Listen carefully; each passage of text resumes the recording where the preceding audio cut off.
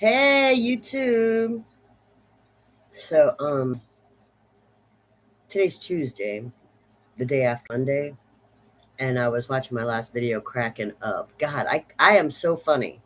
I crack myself up. I really do. Did you like that? The I'm a whore video? Yeah, I thought that was really funny. If that doesn't make you laugh, well, then I don't know what to tell you because that is my sense of humor. And I mean, we could analyze the shit out of it, but it's really, really funny. I think it's funny. I mean, I watched it. I watched it myself like 4 or 5 times already, and laughed my ass off. I cracked myself up. Uh, I suppose you have to have a little bit of a dark sense of humor to understand why it's funny, but it's funny. Uh, um, so anyway, so it was Monday, right? And I was sitting in the house all day, and I was really frustrated. So then I just passed out. I took a nap. I went to sleep at like 3:30, 4 o'clock. And then I woke up and it was like 9 o'clock at night. And I had all this energy because I had taken a nap, right? So I was like, okay, it's 9 o'clock at night. And I just feel like I had 2 cups of coffee. And I'm like, what am I going to do with all this? So I went out. Yeah, my car's working now. So I went out. And it feels so good to be driving. Let me take my glasses off. I don't need my glasses. Yeah, I don't have my makeup on. I washed my face. Um, so it's just this is just it's 9:48 a.m. I'm still drinking some coffee and I'm just waking up now, getting my groove on for a Tuesday normal day. What the fuck is normal? I don't know. I don't know what the fuck normal is, okay? But Tuesday normal day meaning I'm not feeling out of sorts. What does that mean? Out of sorts? Like there's not a particular emotion controlling my decisions or actions. Like, for example, jealousy. See, when you're feeling jealousy, you know it. You know you're jealous. And when you're feeling jealousy, there are lots of reactions and lots of actions that you could take to deal with the emotion. Some people will lash out at others. Some people will want revenge. Some people will pretend it's not happening at all and just ignore it completely. And some people will sort of go to their alter ego. That's what I did yesterday. I went to like an alter ego where I was feeling jealous, envious or jealous. I can't tell them apart, jealousy and envy. I can't tell them apart. But I tried to. I tried to make some kind of divisive line between them, but honestly, I really can't tell them apart. And so yesterday I was dealing with it. I thought I was immune at this point because I thought I had dealt with it enough to have some kind of immunity to it. But no, I felt it yesterday, and I had to deal with it, you know. So I went to sort of this alter ego, which is really something I do a lot. Um, and I think that that's because I'm kind of like my mom, where she was diagnosed with multiple personality disorder. Multiple personality disorder is another terminology for alter egos, and she had many of alter egos, and that's because she was an insecure and jealous personality. And because she was insecure and because she was jealous, she actually used her insecurity and her jealousies and her alter egos to accomplish a lot of great, amazing things. She had, it, insignificant and marvelous accomplishments under her belt, but it did stem from insecurity and jealousy and her alter egos, which got diagnosed as multiple personality disorder. Well, I have the same problem. I mean, maybe not to the intensity as her, but it trickled down to me. So I have, you know, the apple doesn't fall far from the tree. I said that yesterday, actually. I'm a lot like my mother, a lot like my mother. And people know that. Uh, my cousin said, yeah, you're like your mother, but you're a little softer. I said, yeah, I am softer, but that's because she went through harder things at a younger age.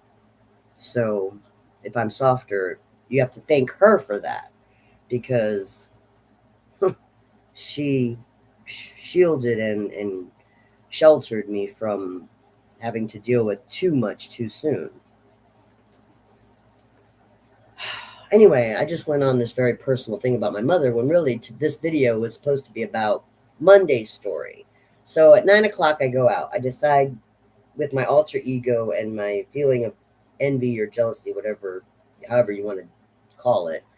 I went to go investigate um, baby dolls again. Yes, it's a club. It's a club. No, you can't call it a bar. I mean, it's got a bar. Yeah, it's got a bar, but you can't call it a bar.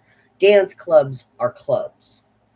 Bar is, you might have karaoke and people might dance at the bar, but a bar is basically a pool table and drinks. That's, maybe a jukebox or something like that. That's a bar. You're just going to sit there, you're going to drink. Maybe getting lucky means you'll have a conversational foreplay and go home with somebody. That's a bar. But a club is different than a bar. A club is where there's dancing. If there's dancing there, whether they're strippers or whether they're just bar people who come in and get drunk and want to dance too, it's a club. It's not a bar anymore. So I went to the club last night. And it's because I was considering the possibility of becoming a dancer.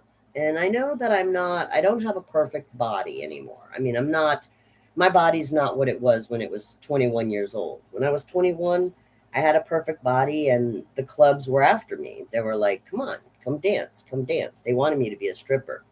But at 21, I was extroverted because I assertively forced myself to be extroverted, but I was still immensely shy inside. And so the thought of stripping when I was 21, even though I had a perfect body, scared the shit out of me. And I used other excuses. I said, well, I think that lifestyle will lead me to a road of drugs and addictions, and I don't want to walk that path, so I'm going to stay away from it. But the truth was that wasn't the truth. I was lying. The truth was that I was just so fucking shy, and I didn't know how to say that because I didn't think anyone would believe me because I'm honest and I know how to assert myself. So because of that, people say, well, you're not shy. They have no idea.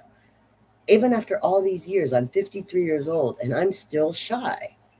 But they don't believe me because I know how to talk to people. I can walk up to anybody and talk. So they don't believe that I'm shy. Just because you know how to talk to people, just because you're not afraid to speak in public, does not mean that you're not shy.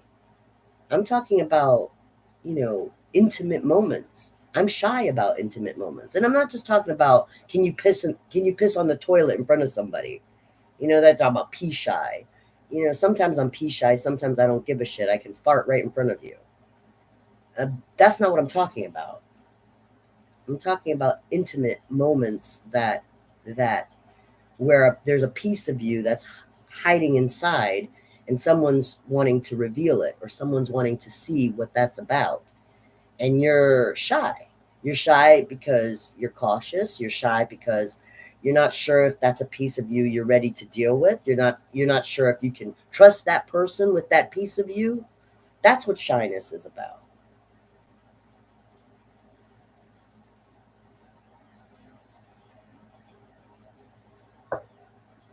Anyway, so I was not being shy yesterday. I was being an alter ego, just a different personality that I put on, went out to the club and met this really great girl. She's just a knockout. I mean, she was stunning. And sat with her, and we had such a good time. We were acting like we were best friends forever. I gave her my phone number, even though I didn't have my phone on me, so I couldn't get her phone number. But I don't know if she'll call or not. She got the job as a dancer. So I was really happy for her, even though she went there for a job as a cocktail waitress. She just wanted to be a cocktail waitress, but she got a job as a dancer. And I know why they wanted her as a dancer. I mean, she's a knockout. And I didn't talk to anybody about it because I'm supposed to talk to somebody today about it. And I'm still trying to decide if I want to. I want to. Like, no, that's not right. I'm not trying to decide if I want. I want to. I'm trying to decide if I want to go on a specific interview because I feel so defeated about applications and interviews. I mean, I have been trying for 3 years, maybe, no, probably 6 years. 6 years I've been unemployed. 6 years I've been unemployed. I have no resume. My resume is a dinosaur. I don't have a resume because for 6 years I have been unemployed. I don't have references. I don't have a resume. I have 6 years of unemployment.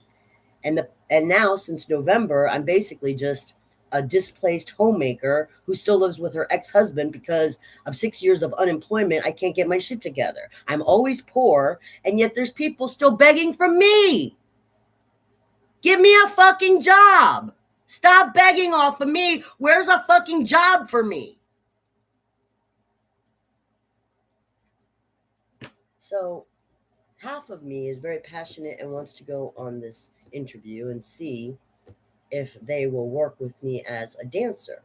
I have dance moves. I think it's great exercise. I love putting on the sexiness, and I think it's a lot of fun to hang out at the club. But it's not beneath me. It's not beneath me. It's just that I don't want to be rejected because that's my last hope. I mean, I couldn't do Taco Bell. Dairy Queen has given me the runaround. And if I'm not good enough for Taco Bell and Dairy Queen, I have to accept that. But if I'm not good enough to shake my tail feathers, that's the last blow. I mean, that's it. Then what? Then what? There's nowhere else to go after that. That's why I'm scared to do it.